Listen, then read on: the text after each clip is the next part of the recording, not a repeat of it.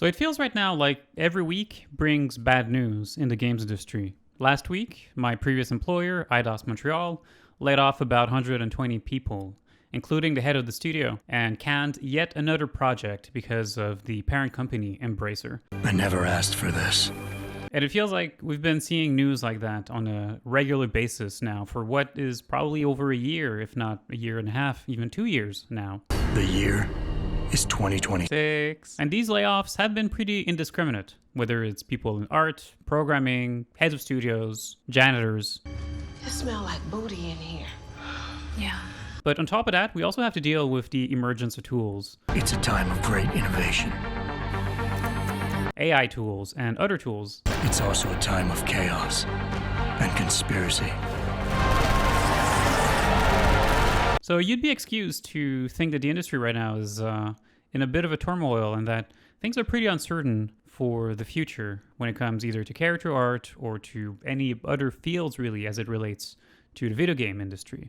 But of course, this is a channel about character art and myself being a character artist. What I'm really interested about is what is it like to be a character artist in 2026? I know that there's a wide breadth of people who watch this particular channel. So perhaps you wonder yourself, as I have been wondering, what the hell is happening right now in the games industry and what the hell is happening to character art and how will character art change going forward? You know, I released a video a few weeks ago on my opinion on DLSS 5. And of course, a lot of you in the comments have rightfully pointed out that it's a optional technology. Obviously, the technology is not even out yet, but when it will be an optional technology that people can turn on or off. It's not as if NVIDIA is shoving that down everyone's throat, at least not right now. But I have my concerns, and I thought it was very important to record a strong message on that particular topic because I am concerned, even with that being an optional technology, for what that will mean for our field going forward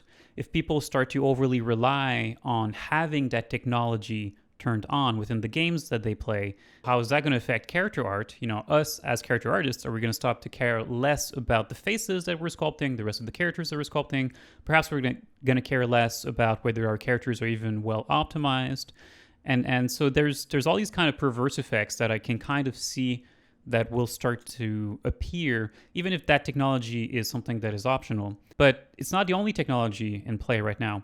Even take something like Blender. Blender is free software. Personally, I love Blender. It's one of my favorite pieces of software right now. It used to be the butt of every 3D joke out there, and now Blender is actually a force to be reckoned with. It does a lot of things. Although I will say that having used it in a production context a few times, there are a few things in there that are extremely maddening, like having to press delete more than once to delete things like vertices and polygons. So I'm just going to go ahead and delete these vertices now. There's not enough people who have spent time to actually make sure that the user experience was smooth and streamlined, which is kind of what you come to expect out of free software. But when it comes to sculpting, now I'm kind of in between Blender and ZBrush. I sort of go back and forth between those two softwares. My own workflows are evolving. And I'm also talking to a lot of character artists who are talking about how they want to learn Blender. They haven't learned it yet, but they want to learn it. It's part of the things that they want to learn. I hear that a lot. Unfortunately, as character artists, as people in a lot of other fields, when we have been working in an industry for a while, we do start at some point to, have other priorities in life than just learning softwares left and right? And so, of course, a lot of us sometimes we're like, well, I can use ZBrush, I can use Maya, I can use 3ds Max. These things still work great. I don't have a use yet to, spend weeks and months trying to learn a new software like Blender, so I'm still going to use all these old technologies. I have conversations on a regular basis with people in different game studios left and right.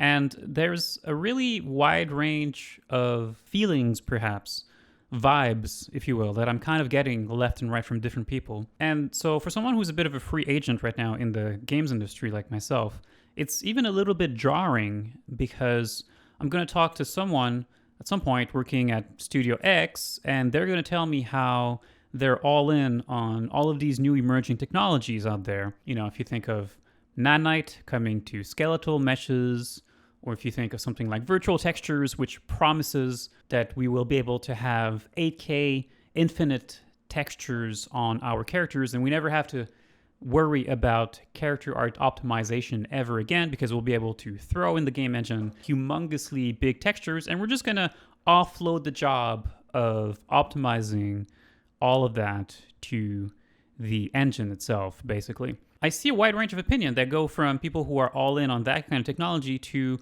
on the complete other end of the spectrum, people who are still doing character art, still using Maya and 3ds Max, who are completely oblivious basically to anything happening on the AI front.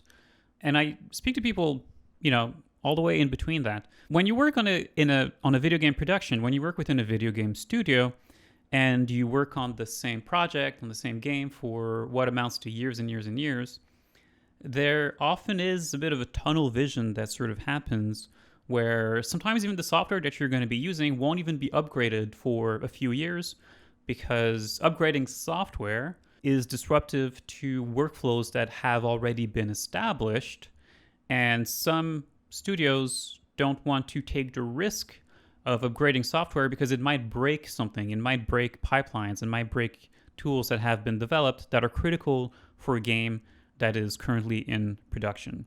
So sometimes for years and years and years, you'll be working on a game and you're effectively siloed away from new developments to new softwares. Everyone's using the same thing. And so you're perhaps also wondering, what is happening with all these different technologies, Metahuman and whatnot? Like how often is it used now? And so I've been wondering these kind of questions. You've been wondering these kind of questions. I could share some of my thoughts on what are the skills that are in demand in 2026 when it comes to character art. I have my own opinion on that, marvelous designer, but ultimately I'm a little bit biased towards my own preferences when it comes to character art towards tools. Perhaps I talk to a few people here and there, but ultimately speaking, I still have a very limited view of what is happening, because there's more people doing character art out there than we realize, I think.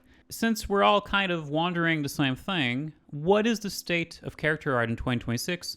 What are the prospects for character artists going forward, especially for those who are just starting off? Is it worth to learn Blender? Are people using Blender? Is everyone else using Blender, but I'm not the one who's using Blender? Are all these new technologies that we're sort of hearing, virtual textures, Nanite, Metahuman, Megascans, Megatron, whatever it is, are these things, just all newsworthy? But ultimately, no one's actually using these things because everyone's still making characters like we used to about 10 years ago.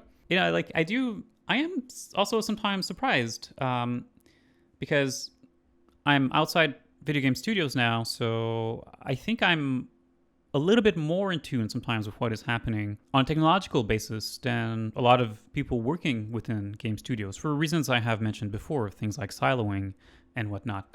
So sometimes even myself, I have a feeling that things are moving a lot faster than they are. And, tools do move pretty fast, but it doesn't mean that they're necessarily adopted, right? And if they're not adopted by video game studios, then if perhaps we are people who are looking to break within the games industry, is it worth to spend our time on these new tools if no one's actually using them? These are all kind of questions that I have, that I know that a lot of you have. So I figured I have my own opinion, but the best is just to ask all of you working in game studios right now. I'm not aware of any kind of yearly compendium of statistics of what kind of softwares are used across the industry. Is Blender used more in 2026 than it used to be in 2025? I don't know. Is 3ds Max dead? Well, yes, it is, kind of, but there's still a lot of people using 3ds Max, because ultimately 3ds Max is still a pretty damn good tool, modeling-wise, at least. It's a dinosaur, it's held together by duct tape, but it works. Truth be told, if you are looking to do modeling, 3ds Max is still a pretty solid option. But the point being that sometimes also some of these older softwares are still actually very relevant in different places. And so I'm not aware of any source of information out there that's kind of objective and based on research on where are things currently standing in terms of, what is the adoption rate of different softwares? Is it going up? Is it going down? What are the different challenges facing our field? I have my own thoughts on that. A lot of people have their own thoughts on that, but it would be nice to sort of aggregate all that information together, and so that people would be presented with information that is somewhat objective as to what is the feeling that a lot of people have out there as to where our field currently is and where our field is going forward in the next few years. So I figured I would ask the question to all of you working in game studios right now. Whether you're a senior, whether you're a junior, it doesn't matter. I value your opinion. Even if you're just breaking into the games industry, I'm very interested to know what actually made it so that you were able to get your job. What kind of skills were you displaying in your portfolio that actually got you that job, that you just landed? So even if you're just starting, I think that your opinion here is very valuable, Let's build together a compendium of knowledge that represents a substantial cross-section, if you will, sort of like a heartbeat of where things are standing in 2026 for our character art field, especially in games. VFX is also super interesting, but it's an entirely different field, and the challenges there are different. So I figured this should be on character art when it comes to video games. So I put together a somewhat short survey for people to fill up. If you work within a video game studio, you can fill up the survey, you can answer the questions, and once enough people have answered the survey, I'm going to compile all that information together, and I'm going to create a YouTube video that presents all of the findings of that survey to all of you who are watching this right now. This is my obligatory reminder that if you want to be notified once this particular video goes live, to subscribe to this channel so that whenever I will share the findings of this particular research that I'm putting together, that you will be notified of that. But so this particular survey will be online for 1 week starting today. And if you work within a video game studio, as I have said, whether you're a senior, whether you are a junior, whether you're a lead, please take time to fill it up. You'll have to share what is your own opinion on what are the challenges facing the field of character art in 2026. What is your opinion on these things? And what kind of softwares are you currently using? One of the things too that I have been wondering about is when will we reach a point where most character artists will stop to create an entire character by themselves? More and more in different studios, and this has been going on for a few years, we've been starting to hyper specialize away character art, where now we have hair artists, we have head specialists, shader specialists, we have garment specialists, these sorts of things. We certainly have creature sculptors and hard surface specialists out there. But there's a lot of studios out there where character artists are still doing A to Z, the whole character, the whole thing from scratch, including the hair, which is something that I'm still surprised. And I'm kind of interested to see, again, from a statistics standpoint, how does that look like? Perhaps you're just looking to break into the games industry and you are wondering yourself, do I still need to learn how to do hair, like on top of everything that I have to learn to be a character artist now? Garment creation, ZBrush, Marvelous Designer, Blender, all of that, UVs, retopology, texturing, all of that. Do I still have to learn how to do hair on top of all that? Could again give you my opinion on the topic, but I am more interested to see across, a cross section of what is happening out there throughout the different game studios, and to see beyond just one person's opinion what is actually happening in different places. And so that I can bring to you and to everyone who's actually watching this a more objective, grounded truth. So I'm going to compile all the answers within this particular survey. And if you want to remain anonymous, that is completely fine. I still appreciate that you take the time to answer the questions. And at the end of the survey, you can let me know what is your preference, whether you want to be completely anonymous and only have the information that you've shared compiled together for statistical purposes.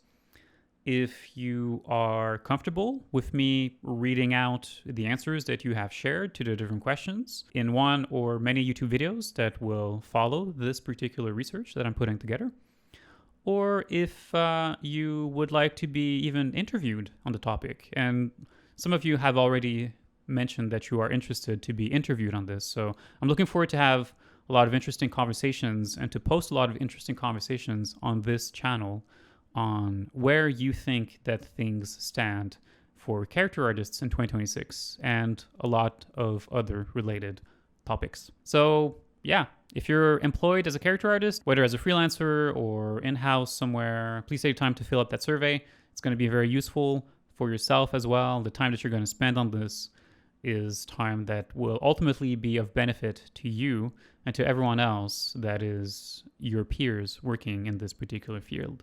So I hope it's going to be a nice turnout for this. I'm very much looking forward to reading everyone's thoughts and opinions on the matter and to share all of my findings on that with all of you in the weeks ahead.